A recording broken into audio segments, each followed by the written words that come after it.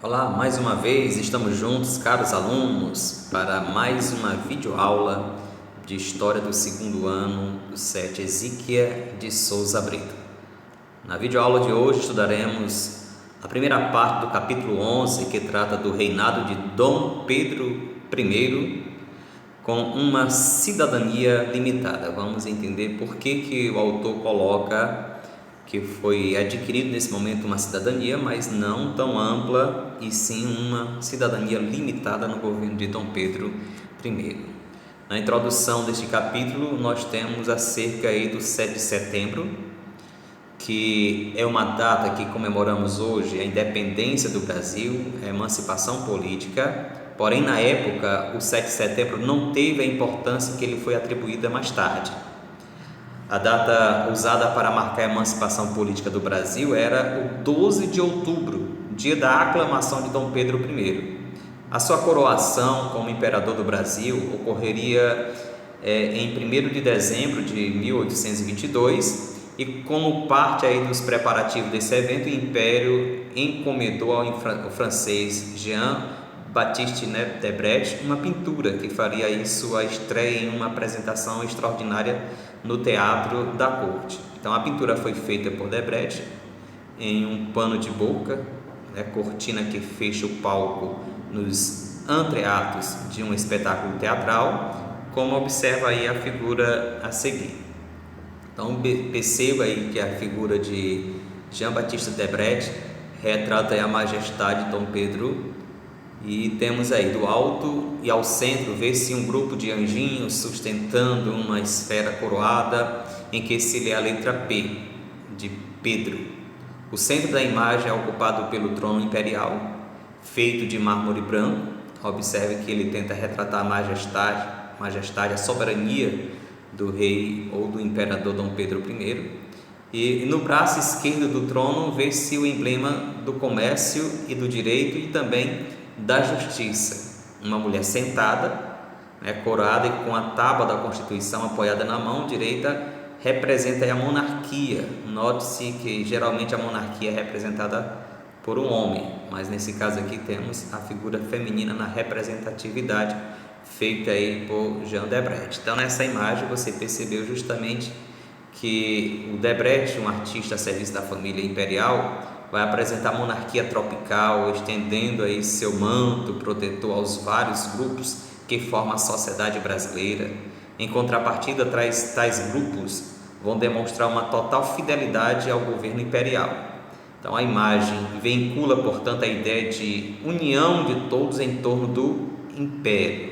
Então é nítida a idealização que Debret faz do Estado nascente como uma união harmoniosa ou harmônica de negros, de índios e descendentes de europeus unidos e dispostos a contribuir para a construção do império logo após a independência do Brasil.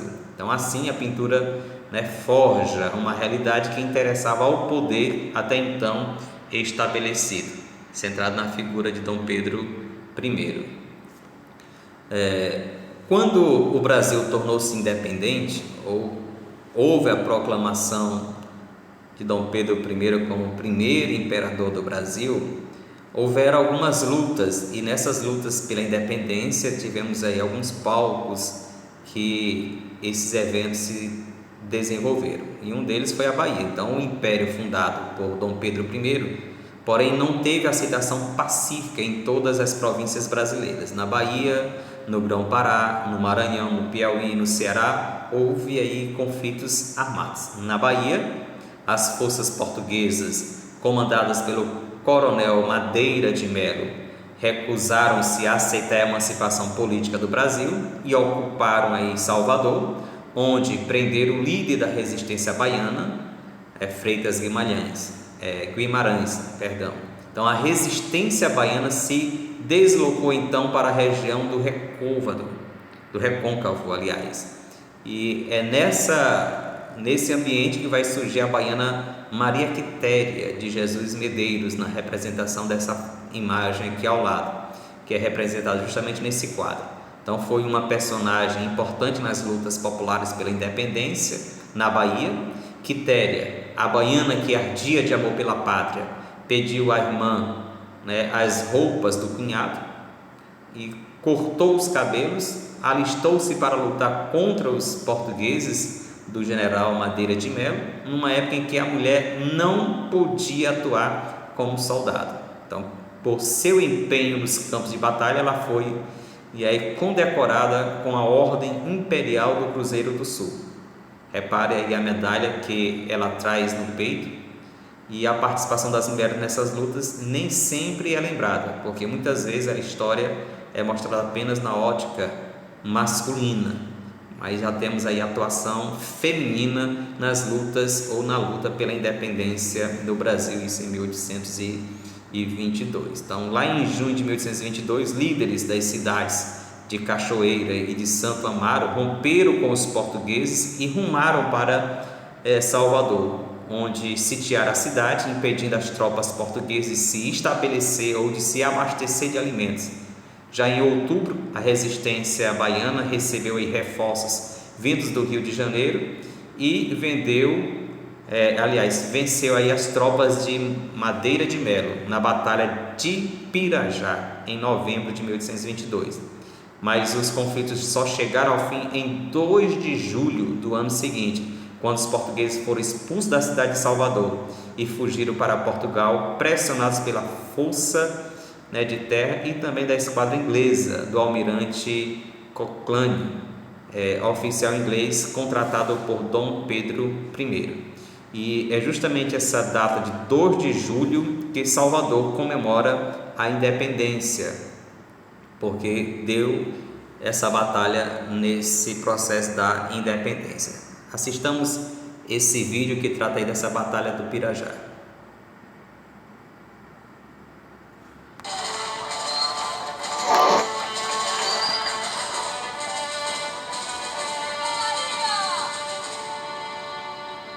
A ideia de fazer o filme que tem um nome provisório, 2 de julho, a Guerra da Independência do Brasil, surgiu das pesquisas feitas para o filme O Corneteiro Lopes.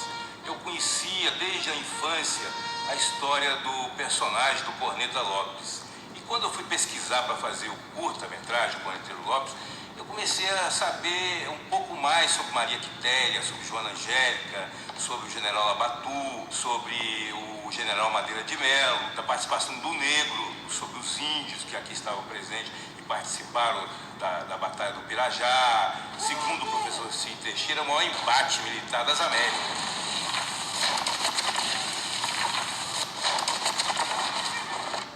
A importância da Batalha de Pirajá para o processo da independência como um todo. O decisivo que ela foi, vamos ver que ela é uma das mais importantes, um dos mais importantes encontros militares acontecidos no continente americano. Não vai aqui nisso ufanismo, não. É uma objetividade analítica. Observe que a Batalha de Pirajá não é uma batalha para conquistar a cidade de Salvador. É uma batalha para impedir que os moradores de Salvador fossem abastecidos. Essa batalha ela vai ser mais, digamos assim, aprofundada do que no filme Corneteiro Lopes. Ela vai aparecer no filme desde o início até o seu ápice, né? Agora, independente dessa batalha, vão ter outros momentos de guerrilha onde os índios atuavam. Tem uma coisa muito curiosa, né, da participação dos índios, né? Os índios, eles se infiltravam à noite pela floresta, ficavam até o amanhecer e no amanhecer eles se levantavam e com flechas atingiam os portugueses. Isso é uma coisa muito cinematográfica. Muito corpo a corpo, muita arma branca na Batalha de Pirajá, gente morrendo de arma branca, e baioneta, que era a grande arma. Isso aconteceu demais. Você dispunha de arcabuz, você dispunha de bacamartes. Não era o fuzil, como você está pensando, o fuzil de ferrolho, isso não existia. Era arma de carregar pela boca, de tiro lento.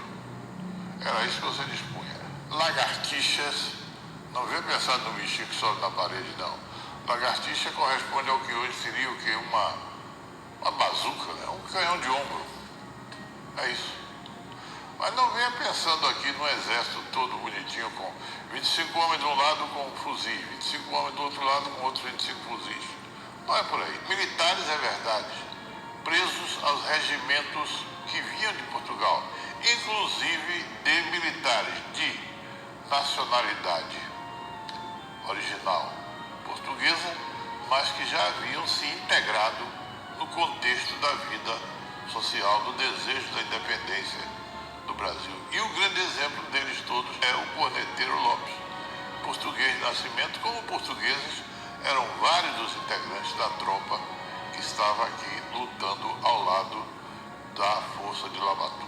É uma história muito rica, uma história cheia de heróis, cheia de personagens, cheia de particularidades que só se encontram aqui na Bahia.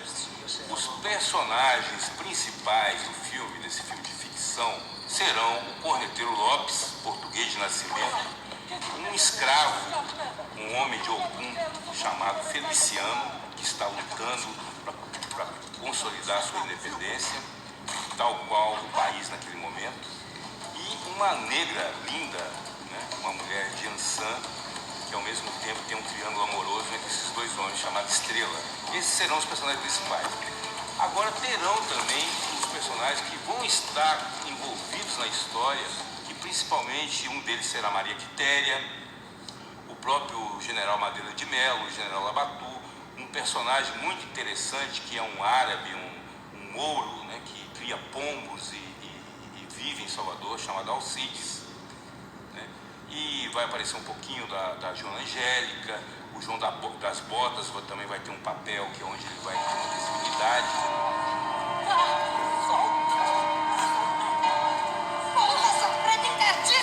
A cidade de Salvador naquele momento estava um pouco decadente, então as roupas eram poídas, eram meio sujas, as casas estavam meio um pouco deterioradas, então vai ter, não vai ser tudo limpinho, bonitinho, arrumadinho, como em alguns filmes. Digamos assim, o experimento de uma direção de arte para esse filme, ele está esboçado no próprio Corneteiro Lopes.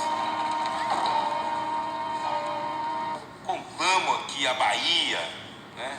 Já que o filme se passa na Bahia, os empresários da Bahia, as pessoas que se orgulham de serem baianas, e ajudem a fazer esse filme, porque esse filme é importante que seja contado, essa história é importante que seja contada.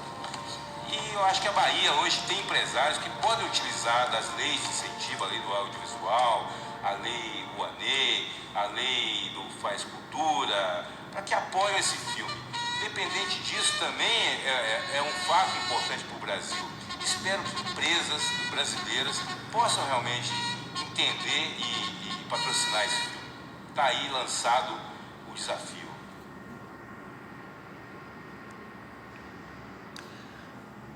Então você percebeu aí uma imagem visual que trata aí da independência lá em Salvador. Então hoje o 2 de julho, como já falei para você, ao mesmo tempo é um evento oficial e popular das autoridades das gentes baianas. Inicialmente era apenas uma festa popular por excelência, com o tempo foi ganhando áreas oficiais e sendo apropriada e disciplinada pelos governantes, embora continue sendo uma festa do povo baiano e o principal mito de origem da Bahia.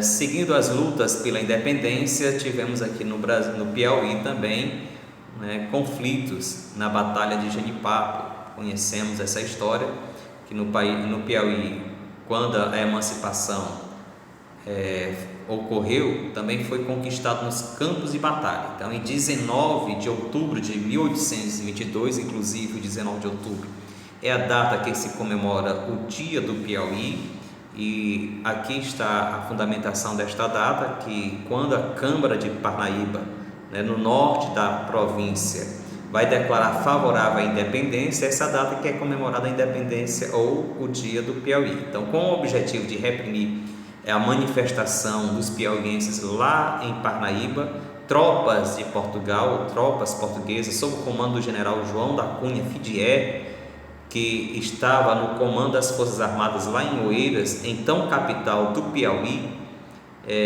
na época, eles se dirigiram para o norte da província para sufocar o movimento conhecido então de rebelião ou movimento rebelde contra né, Portugal.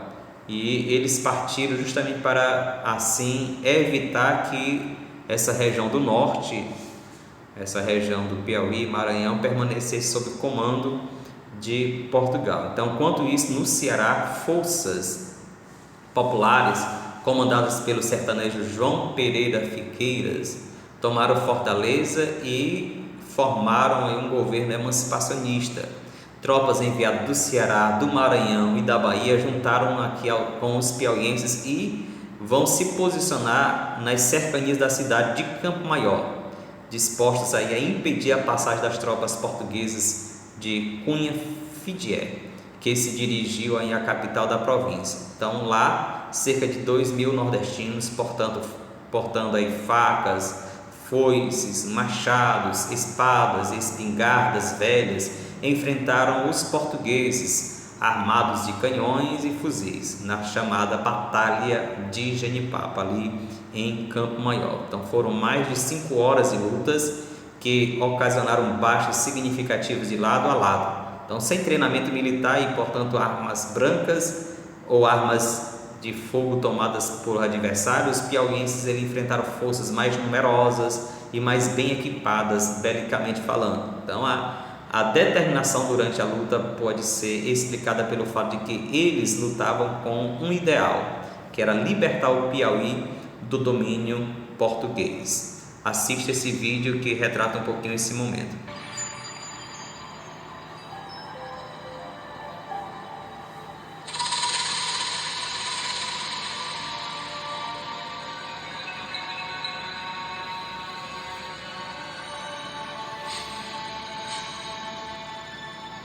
Um sentimento nacionalista, um sonho de liberdade, uma batalha desigual. Foi às margens do riacho Genipapo, em Campo Maior, que piauienses deram a própria vida para garantir a unidade nacional.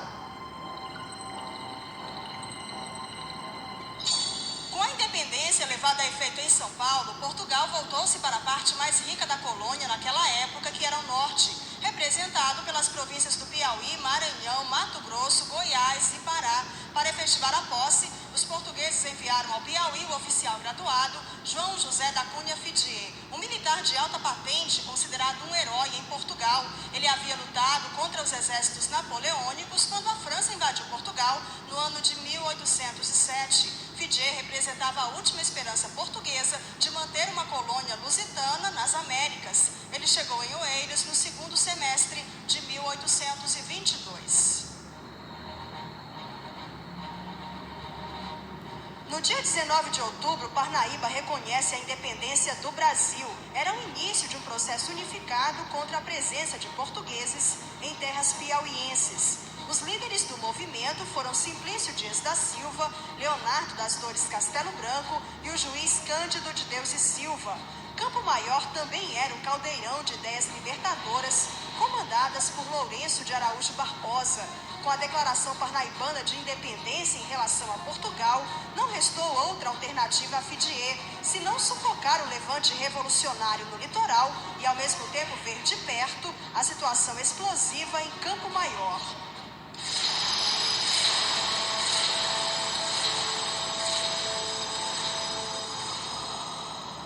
A população de Campo Maior, ao saber que Fidié viria de Parnaíba com destino a Oeiras e passaria pela cidade, se mobilizou. Na noite do dia 12 de março, os homens da cidade e das redondezas foram arregimentados. Todos queriam lutar para libertar o Piauí do domínio português. Foi um momento em que as forças populares estiveram juntos, dizendo a Portugal e ao resto do país que aqui no Piauí existiam homens e mulheres dispostos a lutar pela independência do país.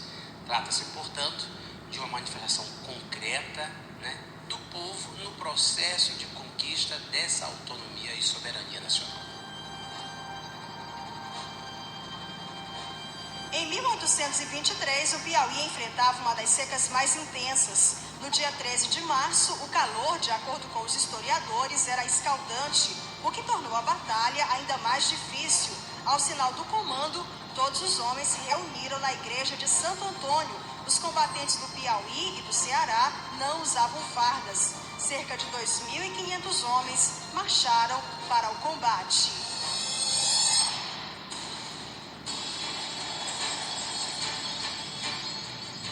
As armas usadas eram muito simples: espadas, machados, facas e foices. Sem nenhuma experiência em guerras, os piauienses chegaram às margens do riacho Genipapo, de onde pretendiam impedir a passagem de Fidié. Nós tínhamos o que era mais importante numa guerra, que é a disposição e a vontade para a luta. E é isso que marca profundamente a Batalha do Genipapo, e aí reside a grande importância.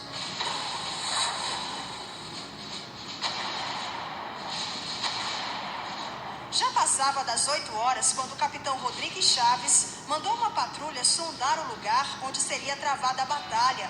Começava um dos mais importantes capítulos da história recente do país.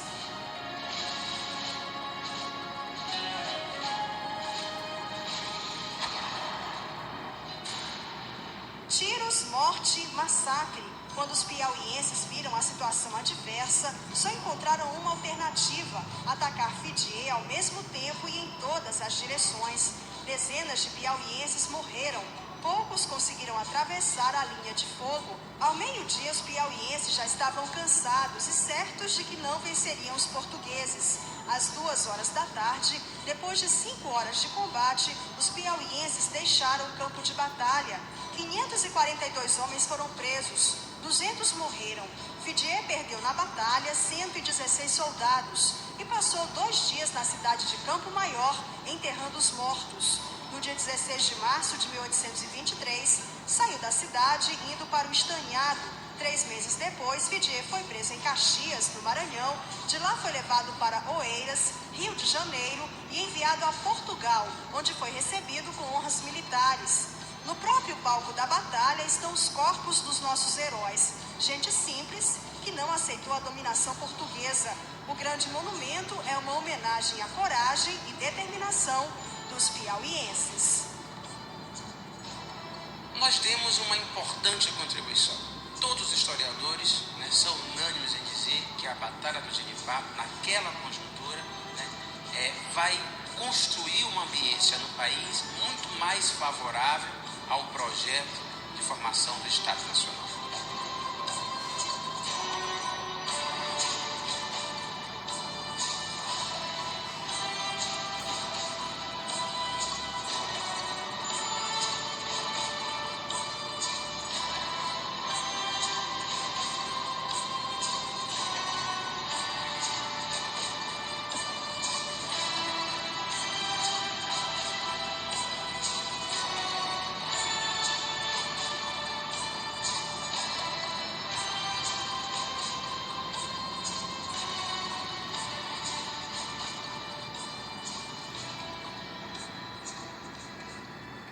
Muito bem, você percebeu aí a importância que o Piauí teve no processo da independência do Brasil e nessa batalha ajudando na unidade territorial do Estado brasileiro.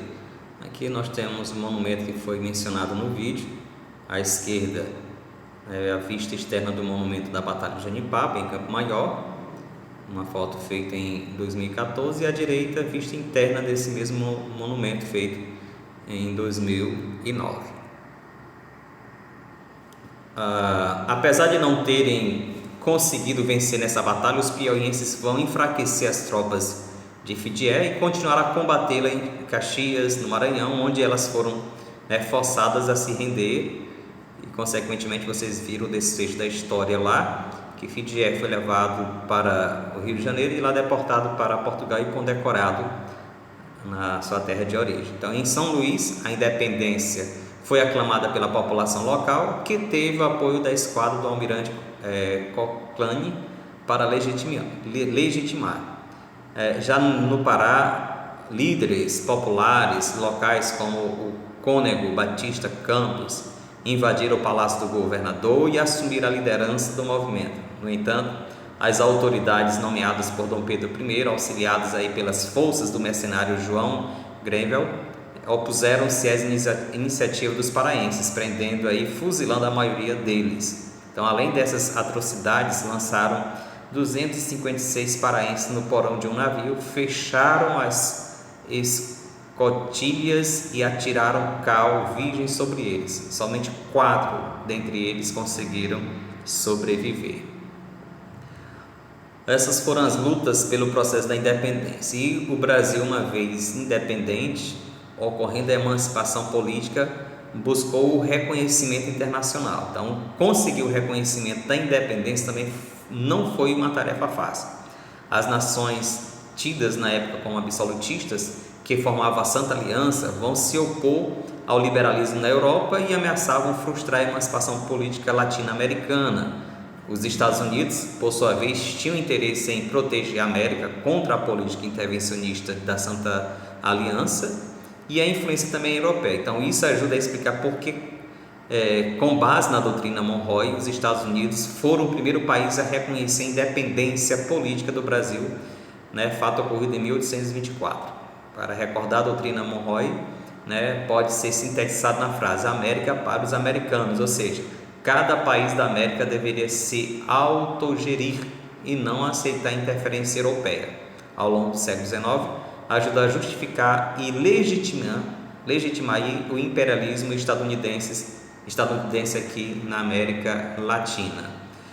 O reconhecimento da independência do Brasil também foi pressionado aí pela Inglaterra. Portugal teve que reconhecer a emancipação do Brasil, mas para isso exigiu, primeiro, o pagamento de 2 milhões de libras, segundo, o título honorário de imperador do Brasil para Dom João VI e terceiro, o compromisso de não aceitar a adesão ao Brasil de nenhuma colônia portuguesa na África. Então, para pagar a dívida assumida com Portugal, o Brasil começa a fazer sua primeira dívida externa. O Brasil de Dom Pedro I pediu um empréstimo aos banqueiros ingleses. Então, estes concordaram em emprestar o dinheiro, mas como Portugal tinha uma dívida com a Inglaterra, o dinheiro não chegou a cair nos cofres, não saía, aliás, dos cofres ingleses. E a Inglaterra, por sua vez, reconheceu a emancipação política do Brasil em 1827, exigindo em troca a renovação por mais 15 anos da cláusula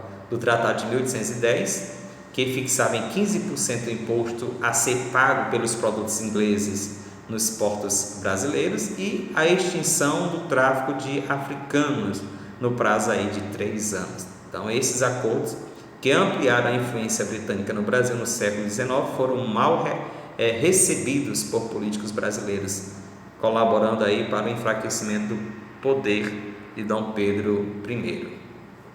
Na formação do Estado brasileiro, houve uma Assembleia Constituinte formada de deputados das várias províncias brasileiras, começaram a reunir no Rio de Janeiro em maio de 1823, a fim de elaborar a primeira Constituição aí do Brasil e também do Império, e não tardaram a surgir divergência entre Dom Pedro I e os deputados. No discurso de abertura da Assembleia, ele jurou que só defenderia a futura Constituição se fosse digna do Brasil e dele próprio.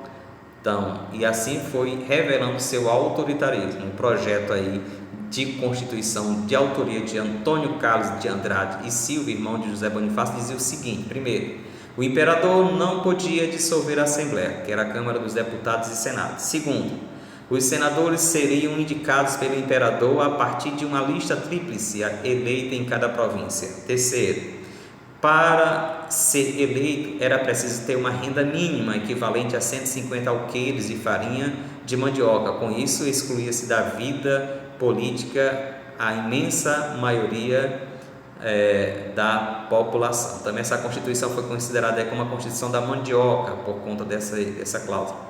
E os estrangeiros não podiam se candidatar aos cargos de deputado ou senador.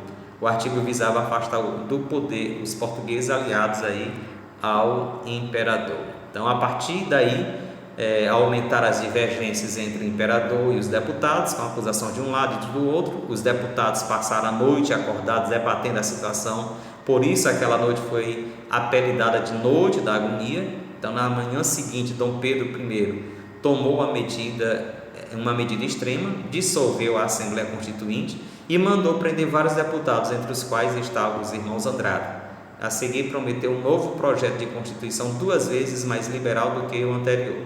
Então, o projeto de Constituição que lhe hei de breve apresentar, que será duplicadamente mais liberal do que a extinta Assembleia acabou de fazer. Essas foram as palavras aí de Dom Pedro I. Nós temos na imagem aqui ao lado também o prédio onde se reunia a primeira Assembleia Constituinte Brasileira, no centro da cidade do Rio de Janeiro.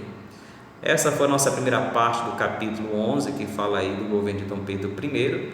Na próxima videoaula veremos a continuidade desse capítulo. Fiquem todos na paz, que Deus abençoe a todos.